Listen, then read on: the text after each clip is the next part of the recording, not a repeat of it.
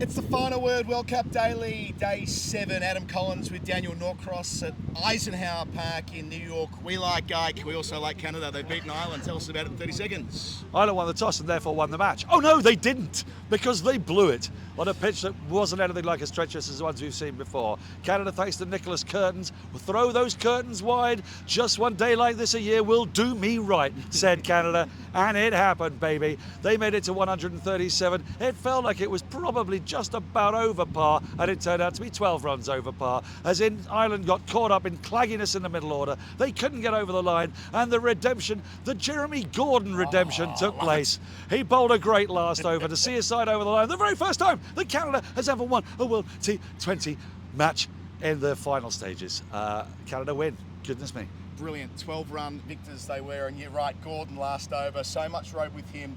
17 runs for Ireland to get the job done. They needed 64 in the last 5.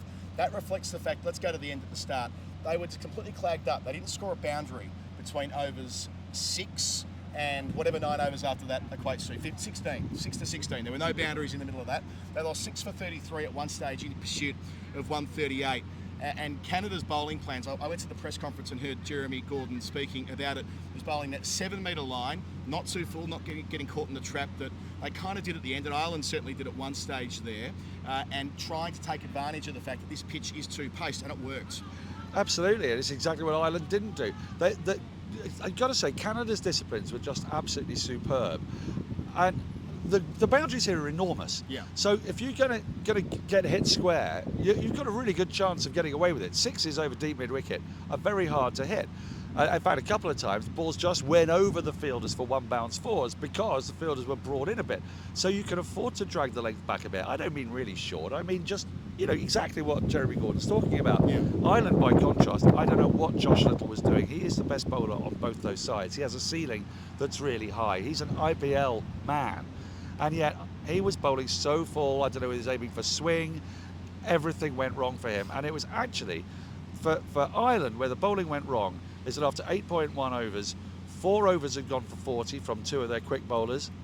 The other 4.1 overs had gone, 4 for 13, I think?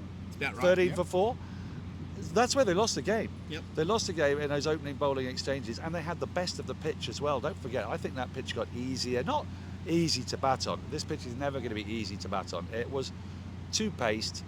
It was slower than before. It was a little bit lower than before. No one could really time it. Yeah. But the opening hour was when you could have really killed the side. And if the other 2 bowlers had bowled with the same discipline as Craig Young, who came back into the side, wasn't selected against Ireland, he bowled a really good first spell.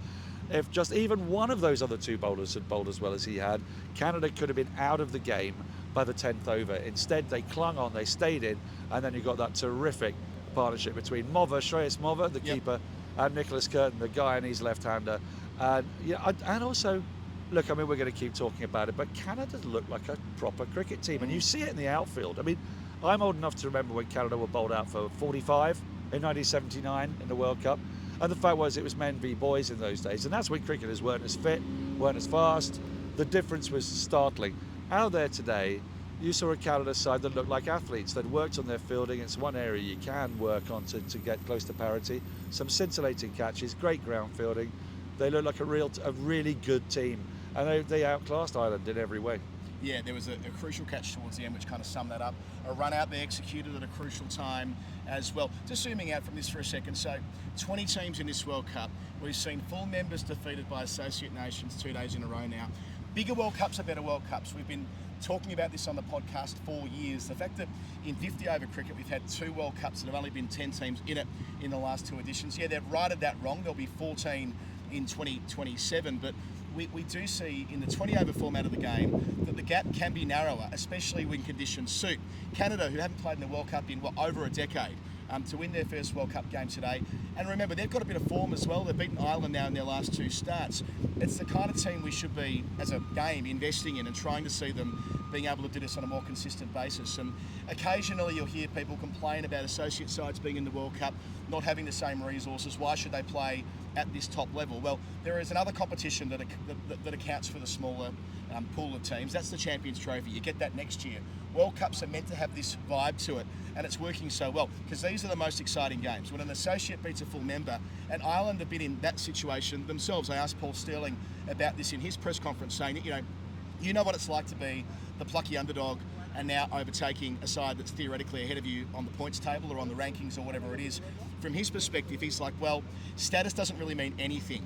We don't think of it in those terms, but it does mean something by way of how you're funded and the opportunities you get to play bilateral series. Canada next to nothing, Ireland plenty, yet the underdogs won today. Yeah, and let's not forget there's two sides here who have been in two sides not here, I should say, who have been in plenty of World Cups before. One of them is a full member, in theory, Zimbabwe. Yeah. They haven't made it here. Now, they've not made it here on merit. So when PNG, Papua New Guinea, Oman, Canada are qualifying, they're qualifying because they've qualified, right? Exactly. Zimbabwe failed to qualify. The UAE failed to qualify. Now, we've seen enough of Zimbabwe and UAE. I saw Zimbabwe in the last T20 World Cup in Australia. They were a great team, but they've got some very good players. If they're not qualifying, that tells you something about the depth. And I'm going to confess to it, it's my ignorance. It's probably most of the people listening to this is ignorance. Andrew Nixon's not ignorant. The great man, he will tell us that that's all our own fault. But most of us are, to be honest, a little ignorant about Oman, Papua New Guinea, Nepal. Well, by the end of this process, we're going to have got a full-on education, and I love it. Yeah, exactly what we were saying the other day about the Dutch and about Namibia, although acknowledging Namibia were defeated last night by Scotland. Scotland falls into this category too. The more times you get a chance to play at a World Cup, the more muscle memory you develop, and the rest is kind of history. It meant that they weren't overruled this afternoon. So at one point when there was 64 needed with 5 overs to go, Ireland through Adair and through Docker will take 14, then 14. And it feels like, okay, they are going to run over the top of Canada. Canada had that horrible chastening experience at Dallas only 5 days ago when they had 195 chased down, and the vast majority of that came in the last 8 overs. And my thinking was, well, here we go again, and they're going to find a way to get out of jail. But the fact that Canada hung on, and again, bowled to a plan, speaks to the competitiveness of these World Cup qualifiers, that there is so much riding on those tournaments when they get there. They know how to handle pressure in ways that teams like the Canadians of 1979 would have had no chance in. Absolutely. As you mentioned, plans there, they look like they knew exactly what they're doing. And why should I say that with surprise? I guess because the pressure you're under, when you got victory in sight, and what had happened to them only 6 days before, what had happened to Jeremy Gordon 6 days before was frankly criminal. It was a form of torture. Yeah. He bowled a 10-11 ball over that went for 33 runs that lost his side the game. And he said as much, by the way. He said that he felt complete personal responsibility for the loss, and that was something that hurdle he needed to clear before bowling today. And they give him the final over, don't they? Yeah, and he's defending 17. And that's, the way Ireland had been going up to that point, that was not out of the question. Not at all. The 19th over, though, was an excellent over. The spinning department on this pitch, no one's bothered with spin. I mean, the Indians bowled 2 overs of spin on this, I think. Ireland barely bowled any spin today. They didn't really use Delaney as much as they might have done. They deliberately picked a 5th seamer. So Curtis Camphor became the 5th seamer. So they only bowled 2 overs of spin themselves. And these 2 spinners, Junaid Siddiqui and the captain, Zafar, they bowled some beautiful balls. I mean, there was one that clipped the top of the off stump. It was lovely. It was a perfect left arm spinning delivery. I was on commentary with Alex Hartley with it. She almost made a noise. To get Tector, their best player as well. Yeah, exactly. I mean, just a quick word on Tector. His fielding was extraordinary. Amazing, yeah. I mean, what a fielder he is. And bear in mind, he went to hospital for a scan on his right hand, which was brutally smashed in a match against India. And he was diving around with that right hand. He was batting bravely out there. Everybody wants it. What the other thing you see in this World Cup is commitment. And the commitment in the field today, oh man. The catch from Aaron Johnson. What a catch that was. I mean, he's not a small boy. No. A lot of experience as well there, but they're the bits, right? They're the bits in games of cricket where you can often see the less experienced team drop their bundle. And having had that, again, I come back to what happened against America the other night. You can see a world where they just find a way, but all those overs in a row where there was no boundary struck between the power play and the final 5 thrash, and picking up those 6 wickets, and that fabulous delivery that got rid of Harry Tector that we referred to before. There was a run out in that as well, a bit of chaos that didn't help the situation. they were actually the ones turning the screws. And I think that Ireland, if they were to play this game again, they wouldn't have let Canada bowl to them quite so much in the first 5 overs. So they did lay a foundation. They were 25 for none after 5 overs, but only one boundary in that as well, and that was at the end of the first over. So typically in the power play, when you're trying to ideally land a knockout blow when chasing a score like 138, it felt to me like Ireland were maybe carrying a little bit of baggage about being the bigger nation, not wanting to run the gauntlet and run the risk of being, 1 or 2 down inside the power play, trusting that they had the chasers down the list, a finisher like George Dockrell, who's been so good in the last couple of years. But they left themselves so much work to do in the middle overs that as soon as the wickets started falling, new batters at the crease, which is never going to be easy. It's basically their plan was a good plan if it had worked. And I know that's outrageous, it's like using hindsight, but what the openers did was try not to lose wickets, as you said. They tried to assess the pitch, give themselves a platform and get there, but then poor old Paul Sterling, if he goes 2 balls in a power play without laying bat on it, and he went 2 or 3 balls just before his dismissal, you can see him itching. And there's a really good bit of bowling to get, and the ball followed him. It wasn't quite as short as he thought it was. He skies that catch, and you're thinking, aha, hang on, because 24 for none or whatever it was fine, although they'd gone nowhere. It's like sort of the end of the 5th over. Yeah. But suddenly 24 for 1 and he's lost Sterling. And then Andy Balbirnie getting out was a big blow. Very bad shot, happening very soon after. Then you're 2 down, both openers have gone, and then you haven't used the power play. Do you know what I mean? So it was also like, in those middle overs when it was, okay, Dockrell and Adair, they can't do this. Adair's described as Ireland's safety blanket down there at number 8. He's better than a number 8. Sure. So they're going, we've got to take it deep. And it was great. They took it deep, but the problem with taking it that deep, needing once they got to about 13 and a half and over, when they went for it, is that everything's got to go right.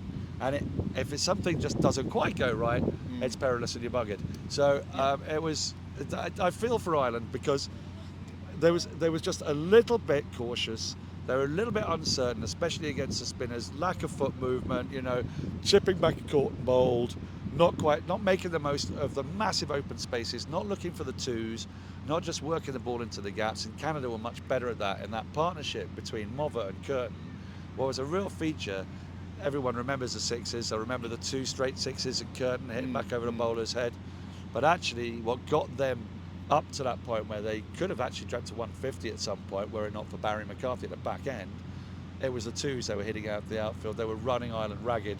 And that's what I mean. It looked like a more certain performance, more mentally clear performance, which frankly, for a Canadian side with so little experience that lost 4 matches against the USA, that then had that heartbreaking defeat in the first game, it's a testament to their ticker. Yeah, a 75-run partnership between Curtin and Mova, which was crucial from where they were at 53 for 4 in the 9th over. So yeah, they laid the foundation. They've never defended more than 150, less than rather 150 in a T20 international. So history making on that front as well. And yeah, all told, they've got the big games to come from Canada's perspective. They've got India and Pakistan in this group. From Ireland's perspective, everything will need to go right from here, and it opens up yet further for the United States of America. Increasingly, it feels like if they beat they beat Ireland in a group game in Florida in about 3 or 4 days' time, they are a very, very strong chance of getting through. Unless, of course, Pakistan beat India here on Sunday, which has an extra layer to it now as well. Pakistan will need to win that match to stay in the tournament. They basically will. There is a way in which they can get through. There's a way in which you get India winning all 4, and then you've got the 2 wins. So if Pakistan beat Ireland and beat Canada, as you'd expect them to do, in fairness, then we're into a net run rate situation. Is it wins first or net run rate, though? I've got a feeling it's wins, which means the USA would go through on that basis. Because it wins against them. Wins against their net but run if you have 3 teams that have won 2, then they'd all have beaten each other. Yeah, I get you. So then you go into net run rate it world. Could happen. So look, it's massive game.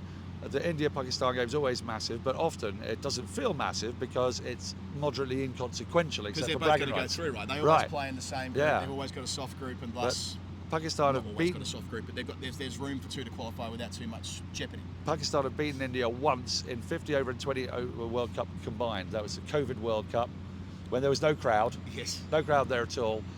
They really do have to win this game, and if Pakistan are sort of almost out that quickly, like within a week of the tournament starting, that's quite the thing. And do you know what it does?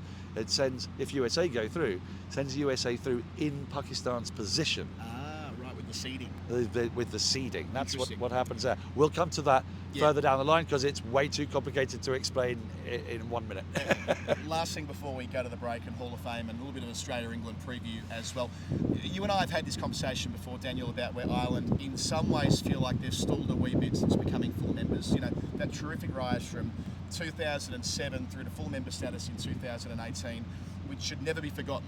A remarkable rise in context, and World Cups are such a big part of that story. But as you and I have argued repeatedly, their ability to still play domestic cricket in England and other parts of the world should have been grandfathered for a decade, because it's not been, and their domestic cricket since COVID has deteriorated. They're in a tough spot at the moment as to how can they improve from where they are. The status quo feels like they're a little bit in limbo. Personally, I think becoming a full member has worked against them for that very reason. And you look at how many test matches they've actually played, it's very few.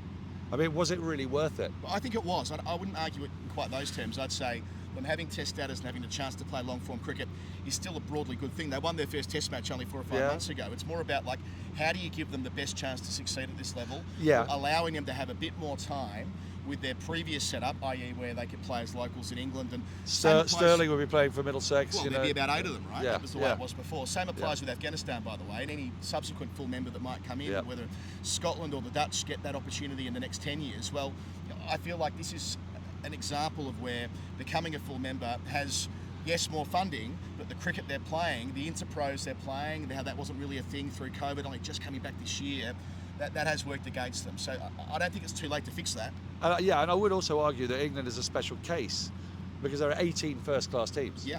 So actually, you know, this doesn't dilute the English talent pool by making in Dutch players, or I mean, they are available Dutch players, but they are available. But you know, by having Afghanistan players and having Ireland players, and indeed Zimbabwean players playing, that's not going to impact badly on the homegrown English professional.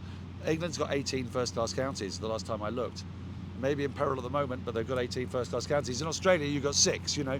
So it's a different kind of thing. I just think perhaps England could be a special place to nurture that talent. Yeah, and again, you've talked to the Dutch, the Scots as well, both in this tournament. I know that it's not completely clear-cut with Holland because some of the players have been kept over in England to play in the Blast, but the broader point still stands. Okay, Daniel, let's take a breather. When we return, the final word, Hall of Fame. Final word Hall of Fame is for Westfield London and for Westfield Stratford City. Have you ever wondered what it would be like to face Jofra Archer, Mitchell Starc or Ravindra Jadeja? Well, thanks to Sixers at Westfield London, you can without needing to be afraid of getting hurt by the ball. To celebrate the T20 World Cup, Sixers have launched their brand new World Cup mode, where you can face some of the most famous deliveries bowled over the history of the T20 World Cup, and you can see if you can survive and thrive where others didn't. Maybe you'll even equal Yuvraj Singh's 6 sixes off Stuart Broad in 2007. Westfield London, you just got to get on the front, dog, and blow through the line, I reckon. Yeah. Westfield London, Westfield Stratford City, more extra, less ordinary. Copy keeps coming.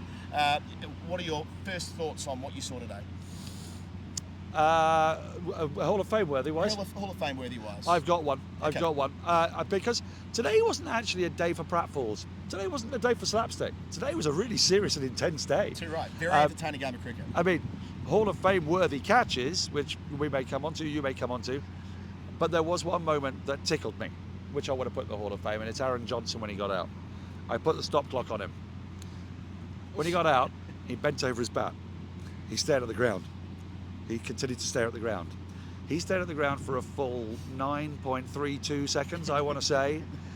And the length of time it took him to walk off, it was magical. It was a work of art. You think of Viv Richards coming onto the field, owning a place with his vibrancy and his swagger. Aaron Jones walked off it more dejected than it was possible for a human being to be. I'm so glad. It's Aaron Johnson. It's Aaron Johnson. That Jones fella goes okay. Yeah, he's not been walking off at all. He's had reading both times. So many Aarons and Johnses. It tickled me. It was funny. I enjoyed that. There was some great cricket, which is also Hall of Fame worthy, and I guess he might figure in a kind of positive way. Yeah. Okay. On a personal front, I'm wearing the New York Islanders cap, which was gifted to me by Long Island Mike. Long Island Mike, yeah. Who was on the show the other day, Mike Leboff. If you've not heard or listened to that, you can hear his story of finding cricket. He's been indoctrinating me, sending me YouTube clips and all the rest. So I now know that Mike Barsi who was the champion of their dynasty between 1980 and 1983. One of the most graceful players to ever take the ice. Scored 50 goals in a season, 9 times in a row, which I gather is quite a big thing. I'm looking forward to that. So the Wayne Gretzky of his era, yeah? They were contemporaries. Ah, right. And they had success against each other. Yeah. I know John Tavares as well, who left the Islanders in 2019 through free agency. He's an absolute snake. Tavares, we're coming to get you. Okay, so that's my reflections on the cap and all the rest of it. I'm going to get into it. Haven't told Rach this yet, but I'm expecting a winter holiday in Long Island at some point so we can watch him run around. On the game itself, a couple of celebrations took me. Sad Zafar, his celebration after bowling out Harry Tector was an absolute beauty, like sprinting off to point. Yeah. You know what it's like as a spinner when it just gets, because so often as a finger spinner, your lot in life is to be clouted. Your lot in life is to watch the ball sail back over your head. When you can spin one past the outside edge of the opposition's best player and clip the off bail, they are the things to celebrate. Another big X-celebration from Janid Siddiqui when getting rid of Balbo after having him caught and bowled. The big X in the air. So I know he must have thought about that beforehand. I think he did it in the American game the other night. So that stood out as well. That's our Hall of Fame. Daniel, before we go, we should devote at least a minute or two to the game tomorrow. We won't get a chance to preview it. This is our last podcast before Australia and England, which will be, as always, a blockbuster. Australia have not had much success, Daniel, in T20 cricket against England recently, losing 5 of their last 6, and Joss has had a good time against them too.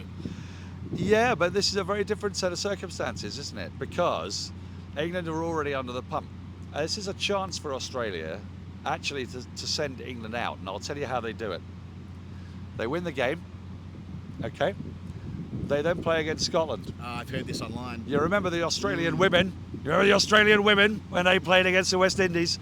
There are some women who are still sore about that to this day. They're sure that the Aussie women, that they basically let it happen. I'm not so sure, of course. I wouldn't ever imagine such a thing. 2013 World Cup, wasn't it? I believe so. Yeah. There's still a lot of, you talk to some of the England girls about that generation. Yeah. They're not happy bunnies to this day. And Australia tried it on in 1999 as well. When you're going to explain what they're going to do first. Go on. Well, the go slow. So, yeah, what they can do is they can beat England. Then they can decide that maybe against Scotland they don't need to put out their first 11. Maybe they could rest some players, have a look at the squad, you know. And Scotland are a decent side, incidentally. Scotland didn't get 90 for none in 10 overs for no reason at all at a surface where people have really found it difficult. They're no mugs. No. I mean, Scotland could just beat Australia and then things could get really awkward. Back to the game itself. But you're right, the other part of this, by the way, is that like in 99 where Australia attempted to take the West Indies through with them by batting very slowly and win over there. They're doing that run rate jobbing.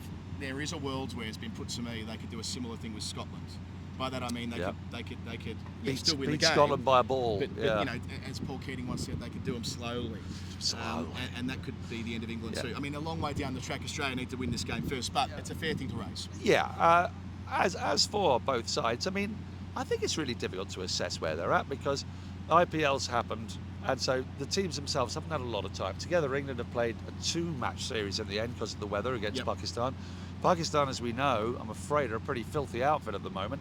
They may get better. They may do what they did in the World Cup back in 1992, in the 50-over World Cup, and suddenly like caged tigers. But they're not playing well. So it's not a great bit of data to go on. England have a lot of right-handers. This theory has not been tested properly yet to see whether this is going to work. They like to go really hard and biff. Australia have got some very fine players coming out of the IPL. They can afford to leave out Pat Cummins. They're a very good team. I wonder whether it'll make that change. So you've got, I don't know who it would be for necessarily. Ellis bowled very nicely against Oman a couple of nights ago, but that's the one selection conversation around Australia. Do they get Cummins back in? For England, does Reece Topley come in to potentially replace Chris Jordan? Left arm option. For Jordan. We've seen left armers up the top bowl well in this tournament. Or for Wood, because I love Mark Wood as a human being, but where is the white ball stat that tells me that this is an appropriate format for him? Test matches, absolutely. His entrance at Headingley in the last year's Ashes was scintillating. The hairs go up at the back of your neck. But Jofra Archer is a white ball bowler who's pacey. I wonder if England are sort of chasing a dream that doesn't make an awful lot of sense, and pace on against the likes of Travis Head. Can absolutely love it. I wonder if actually it's Topley for Wood, because you need skills on these pitches. You need the slower ball. I've never seen Mark Wood bowl a slower ball except by pure accident.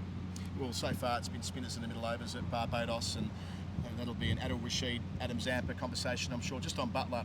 Angry Josh Butler, by the way. We never actually got a chance to talk about the way Josh behaved in that interview with Henry Moran before the first game, which was just shithouse. And there's no real, I don't know why cricketers in 2024 feel like that's an appropriate way to, and apparently he continued that through to the presser. Anyway, he's made 5 50s and 7 hits against Australia since he moved to opening the batting in T20 internationals. This was the ground, of course, where England beat Australia in the World Cup final in 2010 at Bridgetown. So yeah, Paul Collingwood's, yeah, Kevin Peterson, Craig Kieswetter. Craig Kieswetter, that's right. And Michael Lum. Ryan Sidebottom was in that side as well. He's the first man to develop the shit ball in T20 cricket. And it turned out that the shit ball was the most effective, and it was quite deliberate. I don't mean that he was bowling shit. It was like, I talked to Paul Collingwood about it. It said, and I think it might have been Nathan Lehman was their analyst at the time, and he said, if you can bowl it at 60 miles an hour or so, and it's at this point above shoulder height or around about shoulder height, it's really hard to get away. Yeah. So they practiced bowling what we as Test cricket aficionados would have said is total filth, and it really, really worked. Yeah, we see it more and more. Marcus doing us informed. Glenn Maxwell remains due. He's been due for a while now. So time will tell. That game at Barbados tomorrow. Jeff will be on the tools for that, both on commentary and then doing the podcast. I think we've got one more from us here in New York. The game tomorrow between the Dutch and South Africa, which is massive in that group. We've seen 2 upsets in the last 2 days where associates have knocked off 4 member nations. If Holland can make it 3 on the trot, that would be very special indeed and keep the competition well and truly alive for those Super 8 spots. Thank you for watching. Thank you for listening. This has been the final word for Westfield London, Westfield Stratford City. We'll catch you tomorrow.